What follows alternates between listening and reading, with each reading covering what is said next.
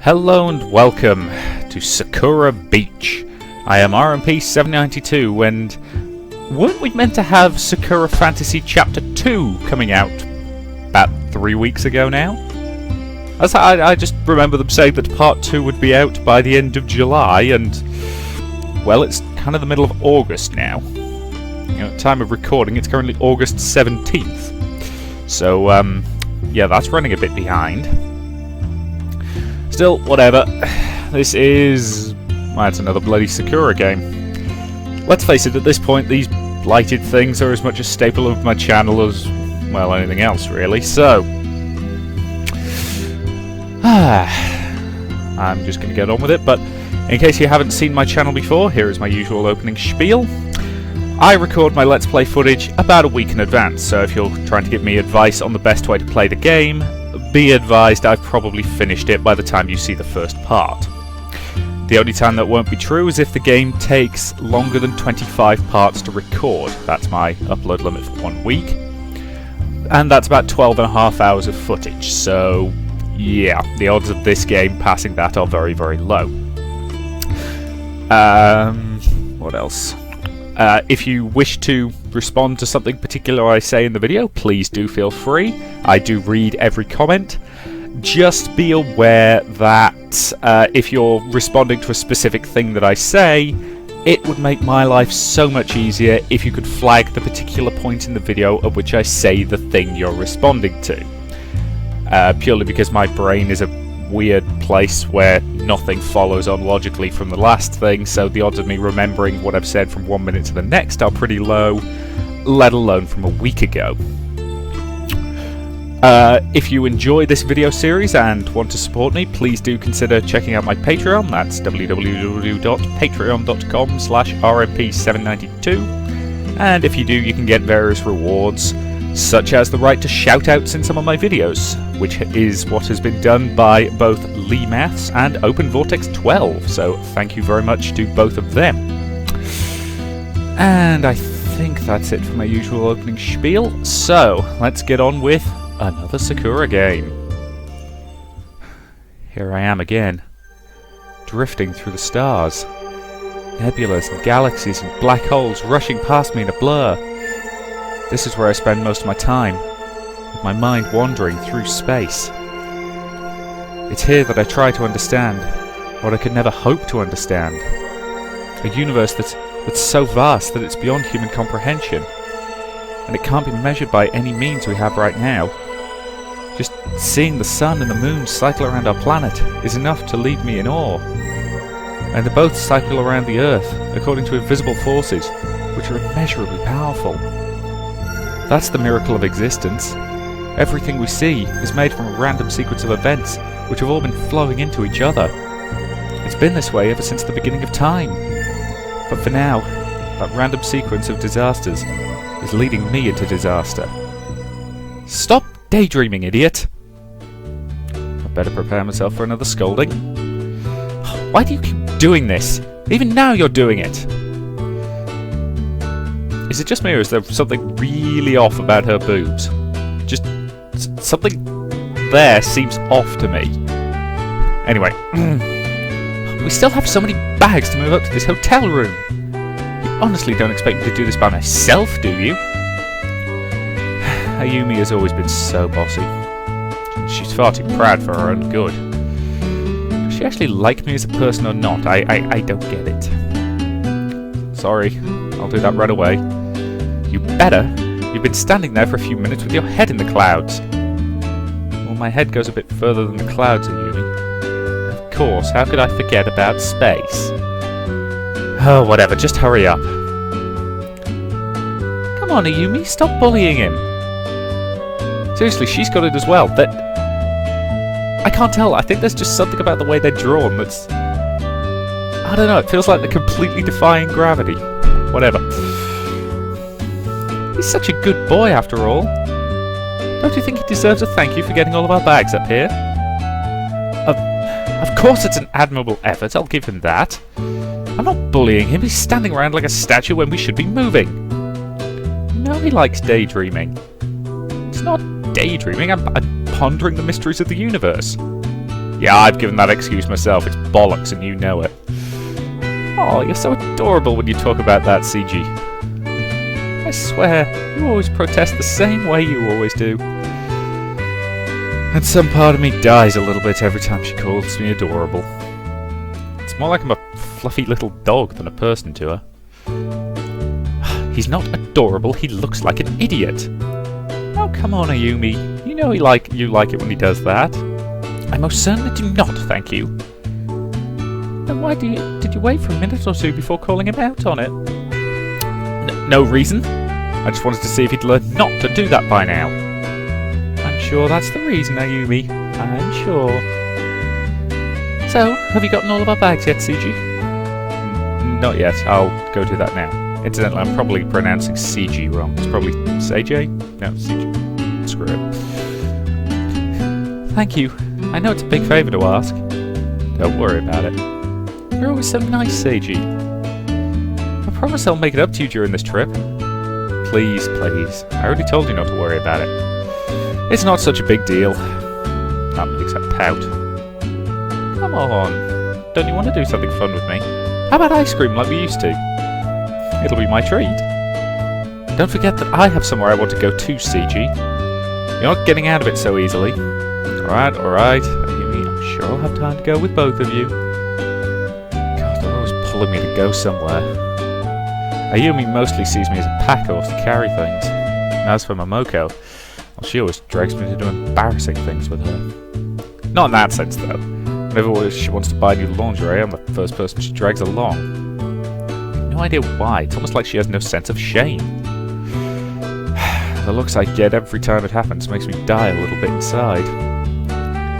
Let's not rush off to do anything just yet. I know we have to settle in and everything first. By the way, CG, I know you're going to love my swimsuit. Oh, I have a bad feeling about this. I just know she's going to be showing off as much skin as possible. What about you, Ayumi? How do you think you did with your swimsuit? What do you mean? Come on, we spent... Quiet! There's no need to talk about that.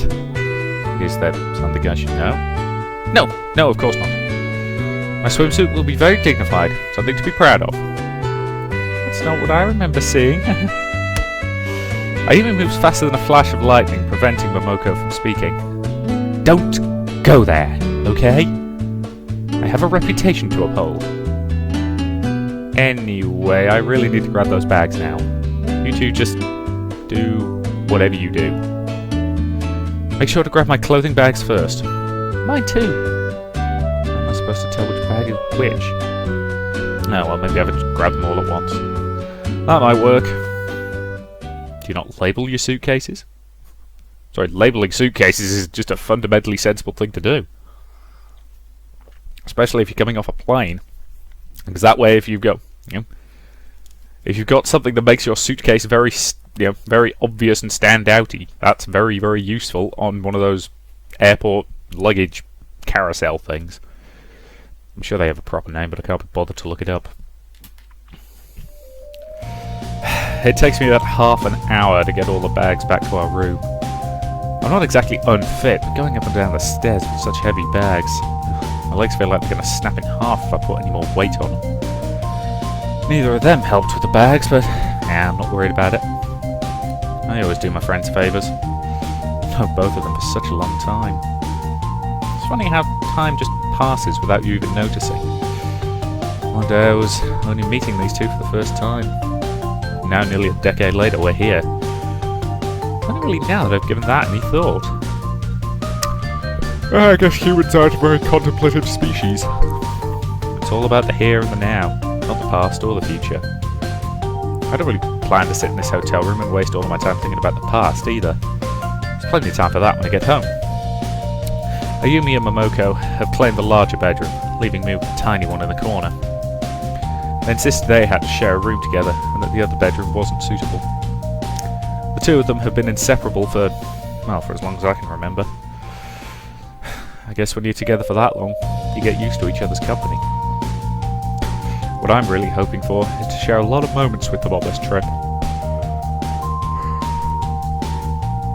There's nothing more valuable than for memories created with the people you care about the most.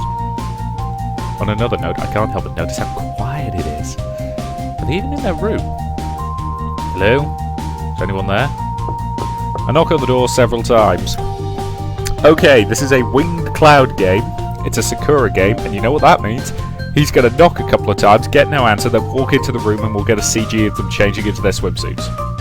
Predicting it right now. There's no response at all. Did they already leave the apartment? Why would they leave without me, though? Ayumi, Momoko, are either of you there? And I begin to open the door. I'm really worried that I might not find them. Called it! I'm impressed it's only one of them, not both, but other than that, yep, called it. Well, I found them. Momoko stares back at me in horror. Why? You're dressed. Lying there, nothing but... Oh, is that meant to be her underwear rather than her swimsuit? Lying there in nothing but her panties and bra, her eyes go wide in shock. Seiji? What on earth are you doing? She reaches for a nearby pillow and clutches it to her chest. It has, well, the opposite effect of what she intended, and it causes her chest to spill out over the top of it. Well, it's a point of making it escape the confines of her bra. No! Stupid perverted pillow! And she tosses it at me. That pillow... God, it's going way too fast. And I barely duck in time, looking back at where the pillow hit. A massive crack in the wall shows where the pillow struck. Seriously? That is the worst made wall I have ever heard of. Either that or the hardest bloody pillow. What's it made from? Gravel and bricks? And for a moment a cold chill goes down my spine. If that had hit me, I would have died. No, can't think about that now. Diffuse the situation, Seiji. Sorry, please forgive me. This is a horrible misunderstanding. Seiji, this is so embarrassing. Don't look at me with those perverted eyes. I don't think I'm going to be able to handle it. My virtue as a maiden has been taken from me. Seriously? How can you live with yourself knowing this, Seiji? Don't you think that's a tad dramatic? I think that only makes things worse. Is it just me or is this music really annoying? As she flails around trying to find something to cover herself, I hear something go snap. Oh no, please don't tell me. And her bra falls away from her chest. And it all seems to happen in slow motion. So, we have walls that are apparently incredibly easy to break, pillows that are apparently hard enough to break walls, and bras that won't stay on. Do you guys live in the universe of we couldn't be buggered to make it properly, so we just made it as cheap as possible, and who cares if it doesn't work properly? Oh no, wait, that's the real world, isn't it? The bouncing that happens in response, and the gradual look of horror overtaking her face, and the sinking feeling of knowing that I'm not going to live to see another dawn. Her face screws up as she prepares to unleash a cry of despair.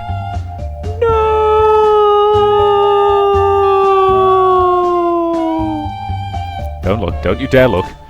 Your thoughts. Momoko instantly palms her chest into her hands, but it's far too late. Out! Now! You need to get out, now!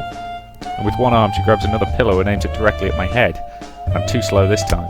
It hits me with enough force to make someone's skull crack. It's a pillow! The impact sends me flying out of the room.